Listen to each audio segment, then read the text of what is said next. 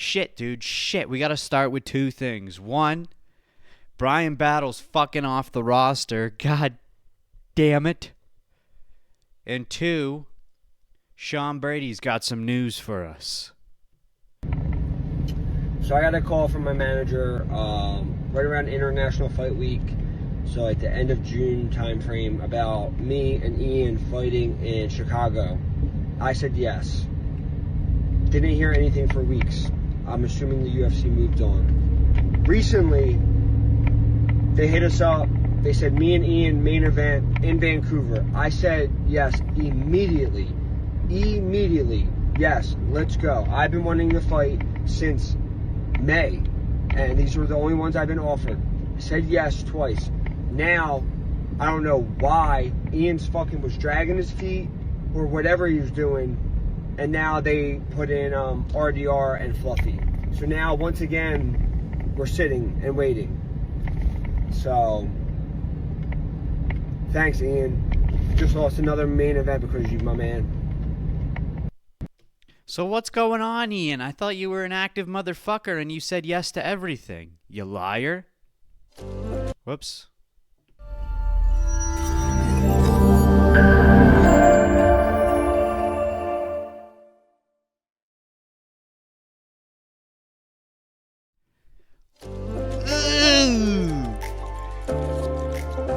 We don't even need the intro anymore, do we? Is it unnecessary? No, we'll have it forever, dude.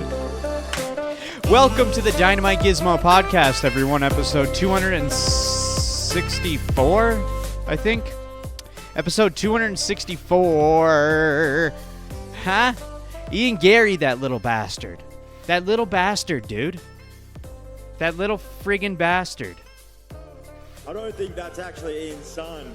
I'm starting to think so too now. Why would he do such a thing to Sean Brady? Is he scared of Sean Brady?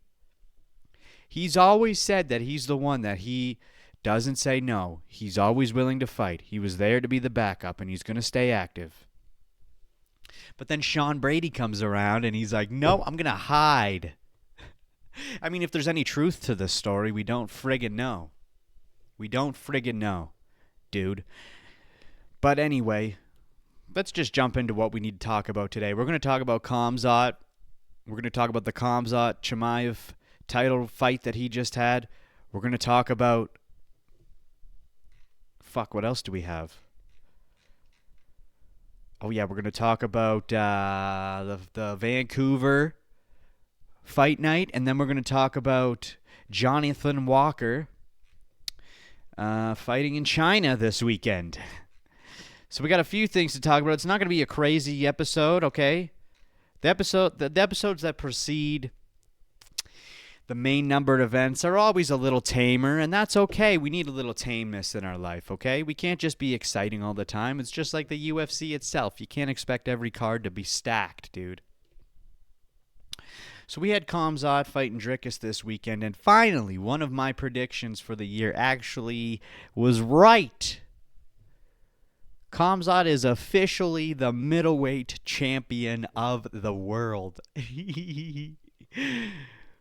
Now, I did also predict Tom Aspinall was going to be the heavyweight champion, but I thought he was going to fight John Jones. But regardless, he is the heavyweight champion, so that one counts too. But as for the rest, I said Alex Pereira would hold on to the light heavyweight title. That didn't happen. I had Shavkat pegged for welterweight, but he hasn't even fought once this year, so that didn't happen. And he probably won't fight this year for some fucking reason. And at the time, Islam was still the lightweight champion with no talks of him moving up to welterweight. So I said that he would have kept the belt. That didn't happen. I predicted Diego Lopez would take the featherweight title. I was close in the sense that he did fight for the title, but he didn't win. And I thought Umar would snake the bantamweight title. That didn't happen. And the only other one I got right was I said Pantoja would hold on to the flyweight title, which he indeed did. So in the end, I'm 3 for 8. Not terrible, but not great either. But next year, we'll do better. I guarantee it. Now let's jump into Khamzat, shall we? Khamzat. I need y'all to listen, and I need y'all to listen clear. Stop saying these types of fights are boring. Okay? Now, I'm not going to sit on this topic for too long because it's already been beaten to death. But I have something to say. Every single time someone wins a fight with a dominant ground game, the same shit happens. More people end up shitting on the winner than giving them credit. And this time, it's Khamzat. Why? Because people claim that this title fight was boring. But was it really? Khamzat was in full control for damn near 25 minutes straight. Dricus did absolutely nothing to defend or get out of those positions. So why the fuck is everyone blaming Khamzat instead of Dricus?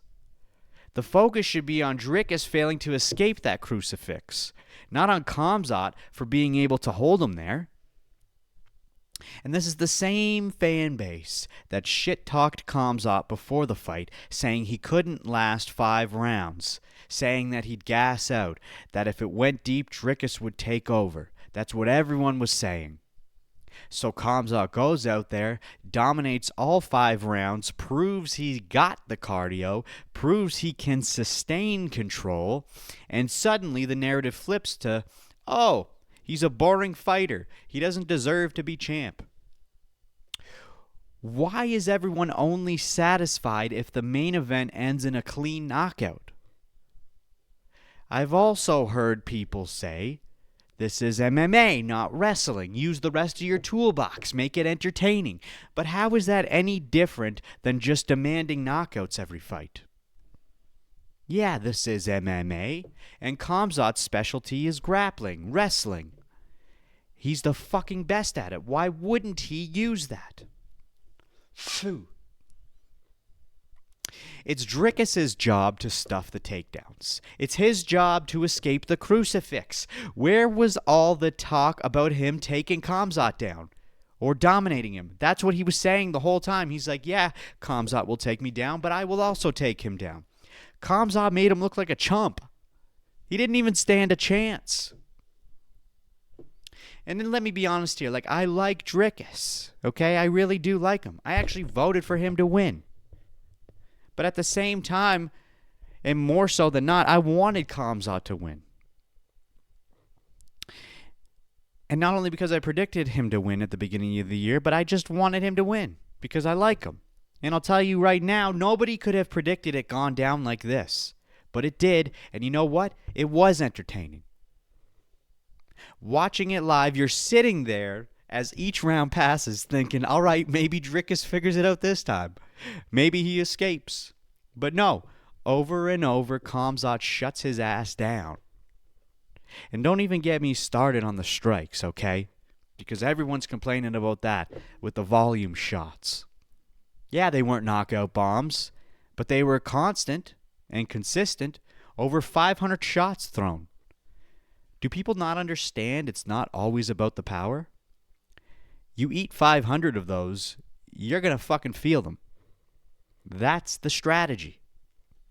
Okay? The position Khamzat was in had limited how hard he could throw. Now, he could have thrown some elbows. That would have been a bit hard, but he didn't. But it also completely prevented Dricus from escaping. That's the trade-off. So yeah, the shots were lighter, but they were consistent, and they added up. Now, if you're a casual fan tuning into that type of MMA fight for the first time, I get it. You probably thought it was boring, and rightfully so.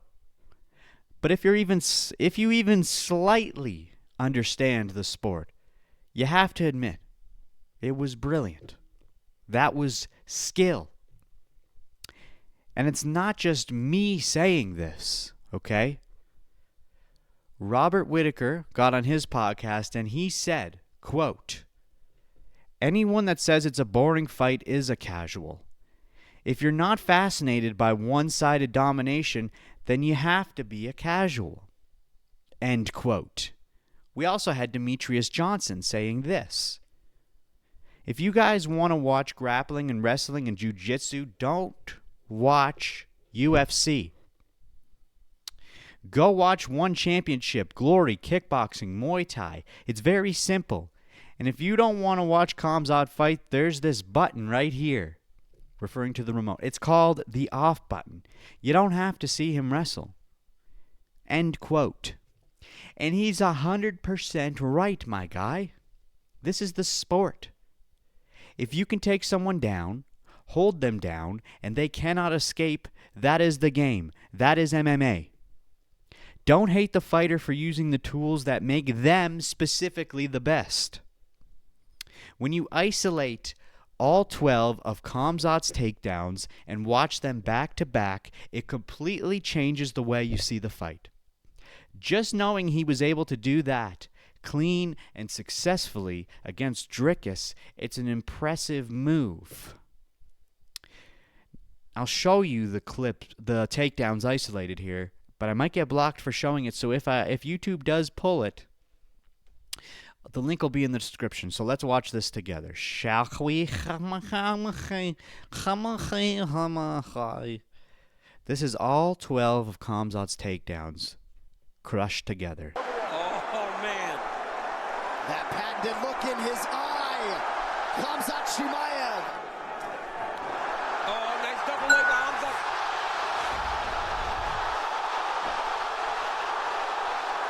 Takedown already by Khamzat.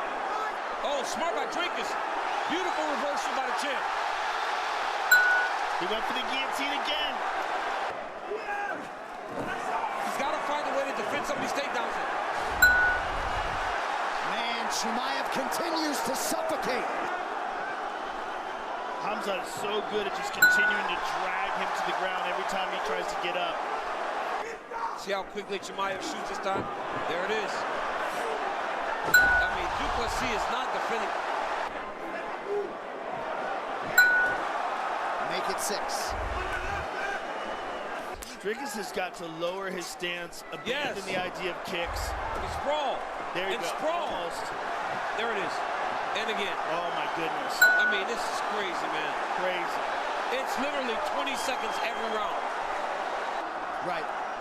Now he's attacking the lock a little bit. Oh my goodness. Just shook him off. You know, I kind of disagree with that because this is fighting and he's doing it very effectively.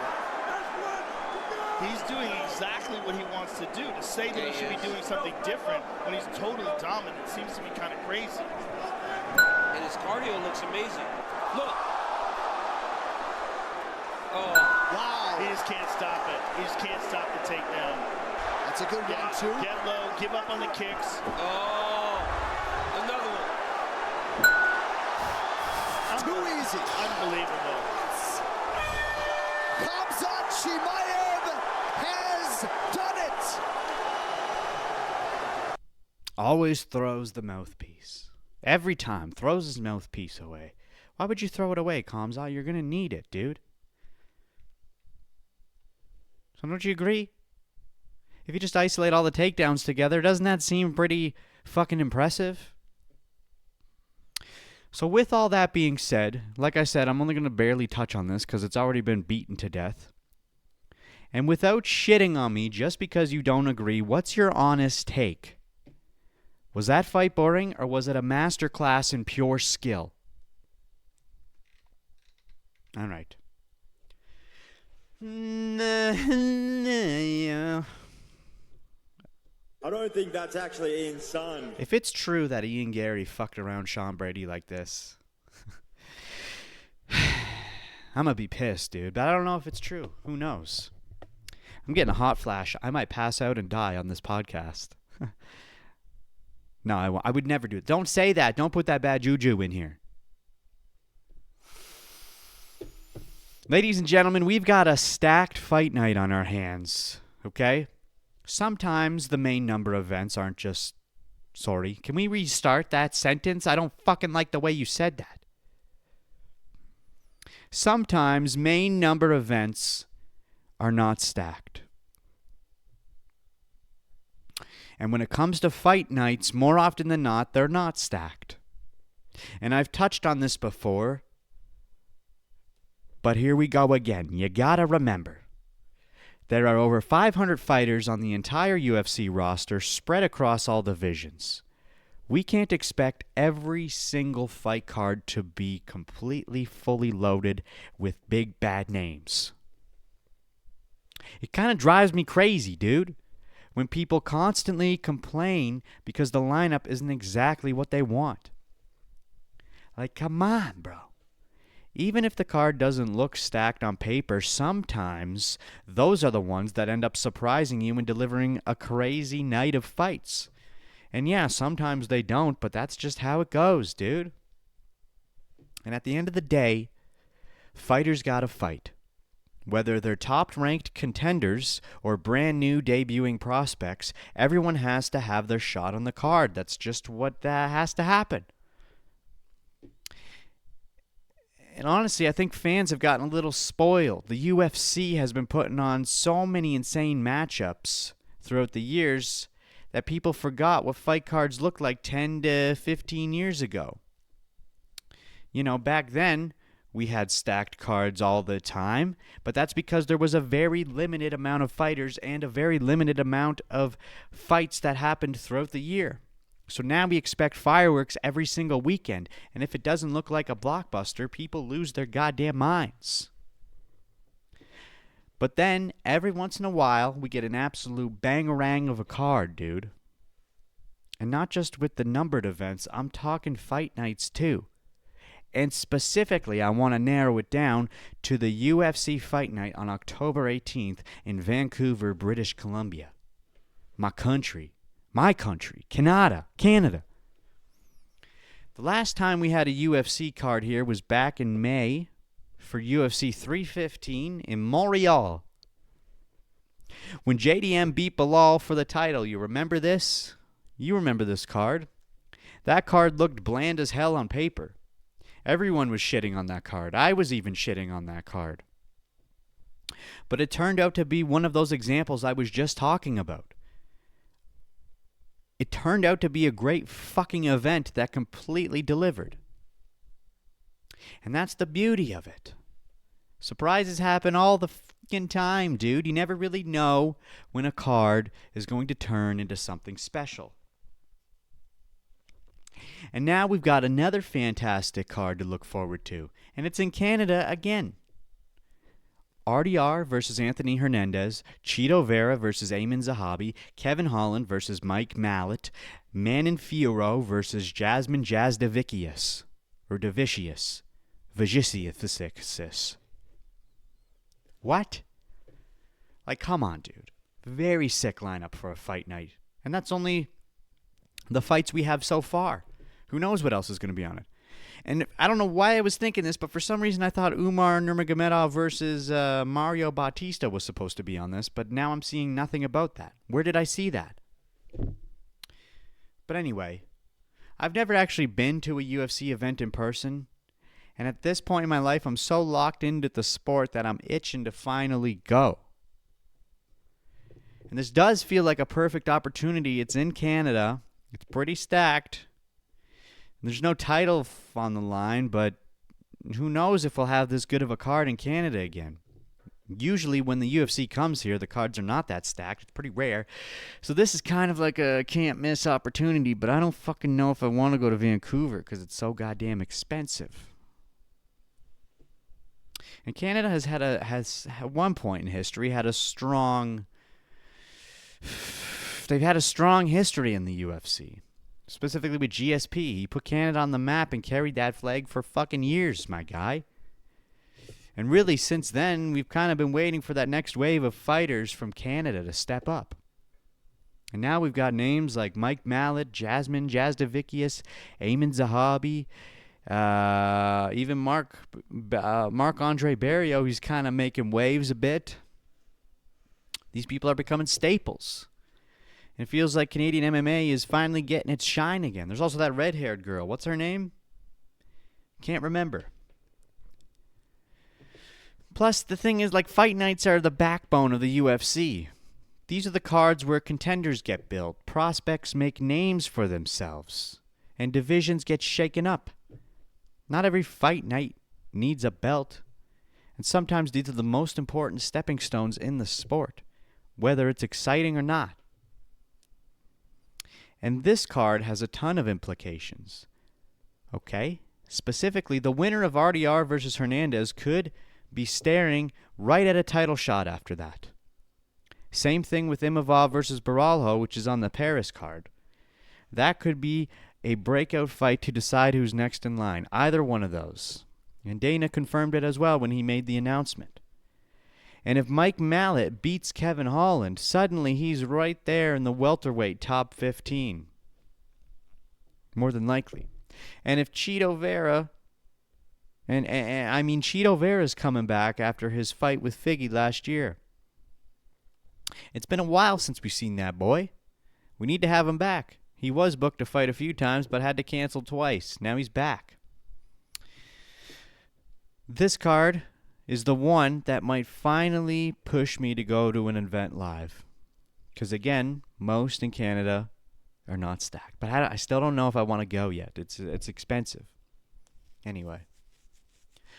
But let's just look at Kevin Holland for a second. Dude's wild, all right?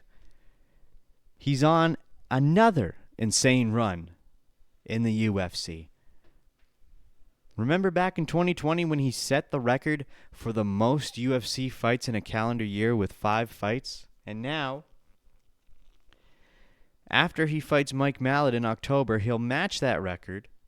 And the crazy part is, according to him, he wants to push it farther and go for 6 fights in a single year. Nobody has ever done that before. But Kevin Holland wants to do it.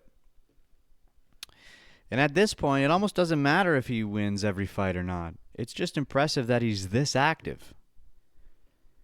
And you look at the guys he's fought over his career, his resume is pretty fucking wild.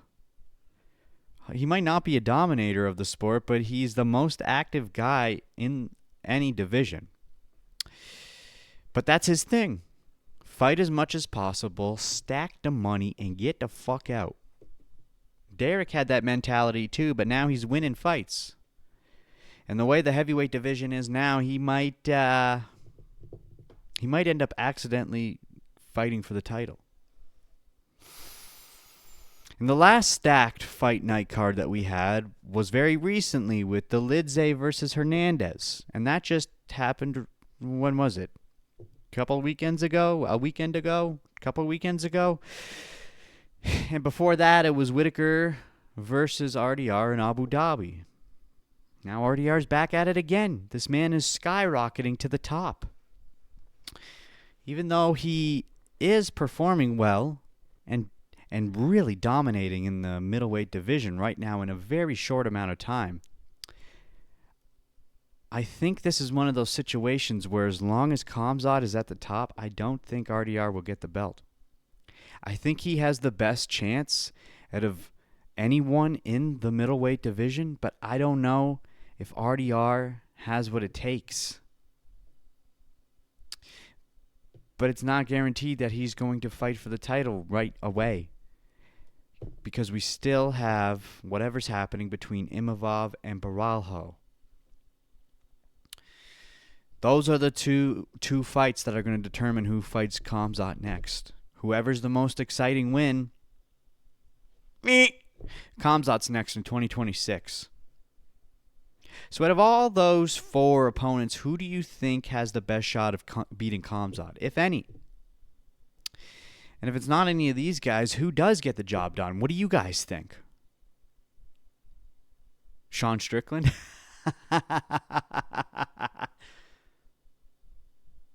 Do you think Sean Strickland can beat Khamzat? He says he can. He says he's the only guy who can out-wrestle Khamzat. I don't believe it, dude. Of course I don't believe it. Why would I believe it? Johnny Walker, dude. Who the fuck is he? We're moving on to Johnny Walker real quick. This is going to be a quick podcast, dude. My head is throbbing and my gut is rumbling. Today is not a good day to film a podcast. But we got to do it. Who the fuck is Johnny Walker? Oh, I don't know. Only one of my favorite fighters of all time. And it's not even necessarily because he is the best fighter, but because the guy is just absolutely hilarious. And he's back this weekend, headlining in China against, what's his name, Zhang? What's his name? Where's his name, dude? Ming Yang Zhang. Against Ming Yang Zhang. Let's run it back and look at Johnny Walker's UFC history for a minute before we get into the funny aspect of this motherfucker. Johnny Walker came off the Contender Series in 2018, beating Luis Henrique da Silva. From there, he exploded onto the scene. He debuted against fucking Khalil Roundtree Jr., and he finished him in round 1 with a nasty elbow. Then he turned around and smoked Justin Ledet in 15 seconds with a hook kick and spinning back fist combo. After that, he blasted Misha Kirkonov with a flying knee and punches, another round 1 KO in just 36 seconds. All 3 of those fights earned him back-to-back Performance of the Night bonuses, and at that point in his career, people started talking. As wild as it may sound when you hear it nowadays, there was actually speculation at that time that Johnny Walker wasn't just the next big thing, but he might be the next big thing to take out Jon Jones. For real. That's what people were saying. He had cracked the top 10 at light heavyweight and was starching dudes left, right, and center. But then it took a turn for him. He dropped back down to losses. Managed to bounce back with another first-round knockout, but then lost 2 more. Eventually, he pulled together a nice 3-fight win streak with big names over Paul Craig and Anthony Smith, both legends of the sport. Then came October of 2023, when he faced Magomed Ankalaev. Ankalaev wasn't champ yet at the time, but the fight ended in one of the strangest ways possible. Magomed threw an accidental illegal knee that rattled Johnny a little bit, and when the doctor came in to assess Johnny, he asked Johnny where he was to try to figure out if he was still, or if he was not disorientated. And of course, Johnny being Johnny, he replied, "The desert," trying to be funny because they were in Abu Dhabi. And the doctor thought this was a disorientated Johnny and stopped the fight. And I have a clip of it here that we can watch together, my friend. Don't be shy. Come on in. The water's fine. How do I full screen this whore? Here we go. Ready? Oh, unbelievable! Same doctor. Unbelievable. It's the same doctor. What is this So guy Johnny doing? Walker must have articulated something to the doctor to Hey, what is this suggest guy's deal? that he could not continue. It's the same doctor. Johnny Walker must have verbalized something that the doctor didn't like hearing, and the doctor is calling an end to this fight. John, it's the same doctor that was trying to tell. Yes. Earlier tonight when we had the fouls. Yes. Victor Henry Yes. that he was okay. And he just went, I mean, I wonder what Johnny said. Yeah, that's what I said, but I said I'd he love asked to him get a the question. audio. I didn't know what he said. He asked him where he asked him was. where he was, and if he can't answer that, though, guys. Okay, Johnny Walker and Magomed Ankalaev are actually trying to fight. Got to admire their resolve. Look at that glass. Oh, it's going to go crazy in here now. Now John Kavanaugh trying to control Johnny Walker. Hopefully my some goodness. professionalism will intervene here. What a disaster. Wow. And now UFC CEO Dana White is in there. Oh, yeah, Dana's to try a to close restore down. order. Intentional, intentional. For me, it was unintentional. Okay, that's your call. Yep. He didn't know. Yep.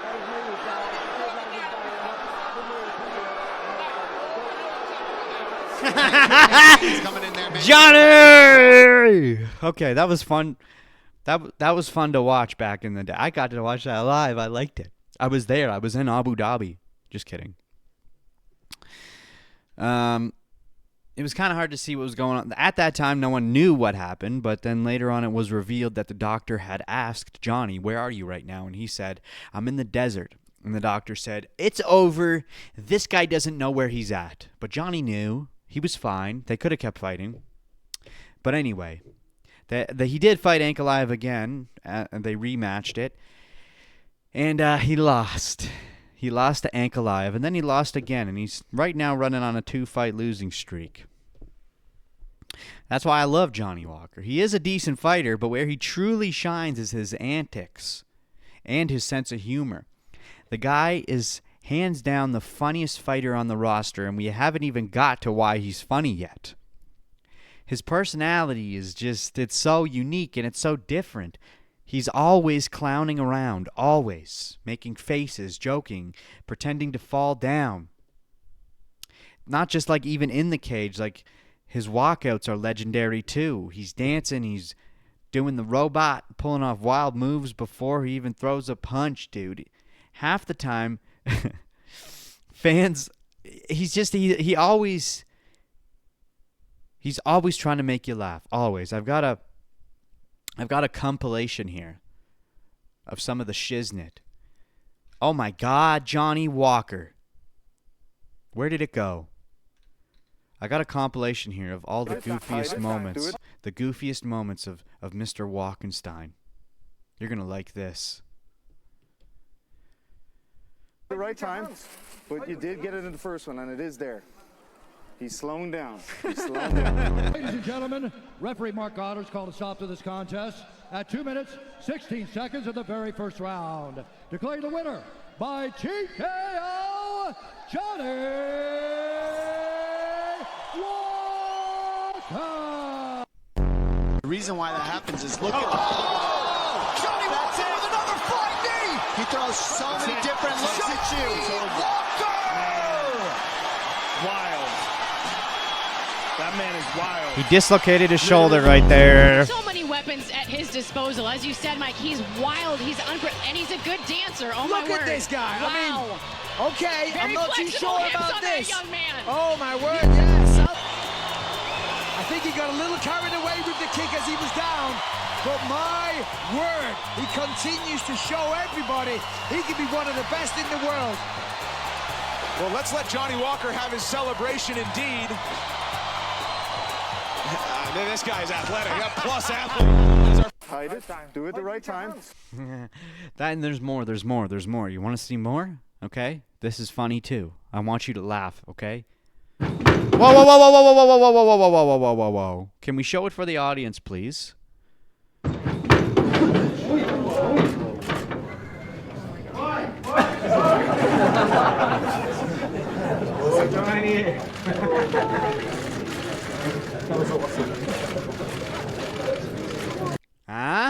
Huh?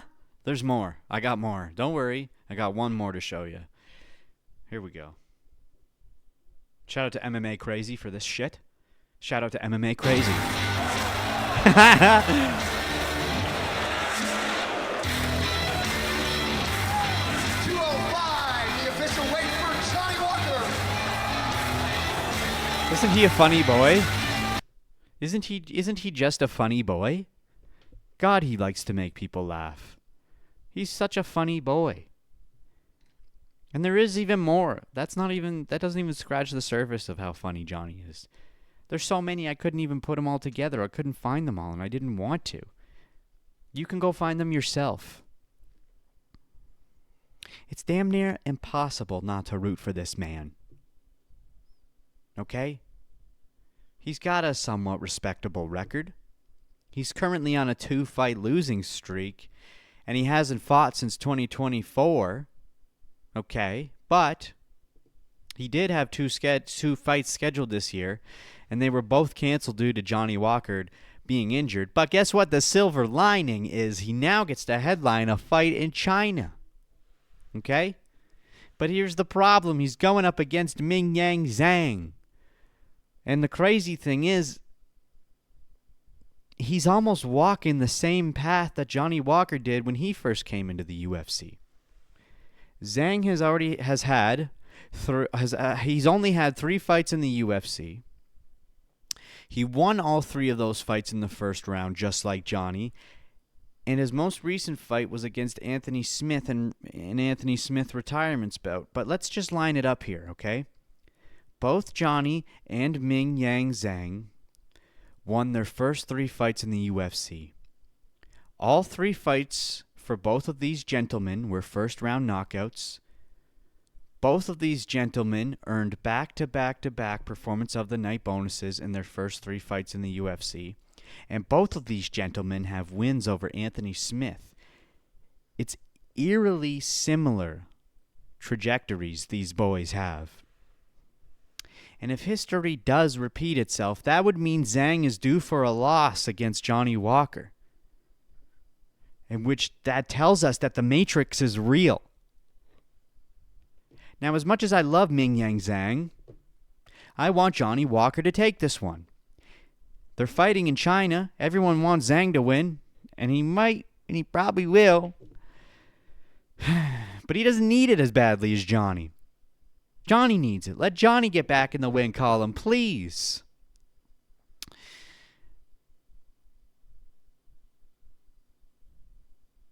Johnny Walker. Johnny Walker stands out. There are other funny fighters in the UFC, like Paddy Pimblett or Tony Ferguson. But it's a different type of humor. Johnny is just weird. Johnny's a weirdo and he's a goofball. He's kind of like the Mr. Bean of the UFC, which is my exact type of humor. That's what I want. That's how I want to laugh. I want to laugh at goofiness, at randomness. Stuff that people watch and they go, what the fuck is wrong with this guy? That's what makes me giggle. Okay? We got a lot of people looking at Johnny right now. And they say he's wasted potential. He could have been champion or at least got to a point where he could have fought for the belt if he was more disciplined. And although I do want that to happen, I just want to see him fight. I just want to see him fight because he's so entertaining. Win or lose, he's entertaining, dude. You guys think Khamzat's boring? Okay, well, go ahead and watch Johnny Walker this weekend. He's entertaining without even having to fight. But there's no denying the stakes here. If Johnny pulls off this win, it could breathe new life into his career and maybe line him up for one more big run of wins. But if he loses, though, he's going to start moving into gatekeeper territory, where his name just gets used to boost fuckers up.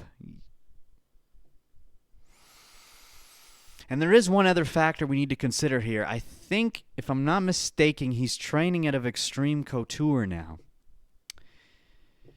which they're not having a great track record this year. It hasn't been good for them. So hopefully Johnny can break that streak, pull it out of the weeds, and get back to doing Johnny Walker things. The little goofball that he is. What are your thoughts on Mr. Walker? Do you find him funny? Do you find him annoying? Do you find him entertaining? Do you want him to win, or do you want him to lose because you hate him so much? Or do you want him to win because you love him so much? And even if you want him to win, do you think he's going to win? I don't know. It's too many questions, dude. You can't ask this many questions. Oh, my head feels like a space cadet. Anyway, that's it for this episode of the DynamiteGizmo Jizzcast.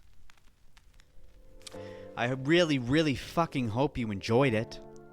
I really do.